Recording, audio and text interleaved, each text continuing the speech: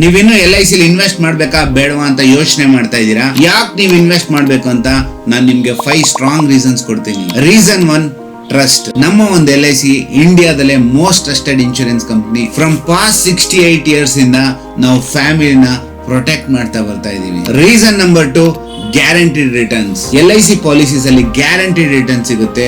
ನಿಮ್ಮ ಒಂದು investment stable ಆಗಿ ಗ್ರೋ ಆಗ್ತಾ ಇರುತ್ತೆ. Reason number 3, customized plans. ನಮ್ಮ ಒಂದು LIC ಎಲ್ಲಾ ತರ ಪ್ಲಾನ್ಸ್ ಇದೆ. ನಿಮ್ಗೆ ಯಾವ್ದು ಅವಶ್ಯಕತೆ ಇದೆ, ನಿಮ್ಮ ಅನುಕೂಲಕ್ಕೆ ಯಾವ್ದು ಬೇಕು ಅದನ್ನ ನೀವು ಡಿಸೈಡ್ ಮಾಡಬಹುದು. ಅದು ಲೈಫ್ ಇನ್ಶೂರೆನ್ಸ್ ಆಗ್ಬೋದು, ಮಕ್ಕಳ ಎಜುಕೇಶನ್ ಇರ್ಬೋದು, ತಮ್ಮ ರಿಟೈರ್ಮೆಂಟ್ ಕೂಡ, ಮತ್ತೆ ಎಮರ್ಜೆನ್ಸಿ ಫಂಡ್ ಆಗು ಕೂಡ ಕೆಲಸ ಮಾಡುತ್ತೆ. Reason number 4, tax benefits. LIC 2 tax benefit ಇದೆ.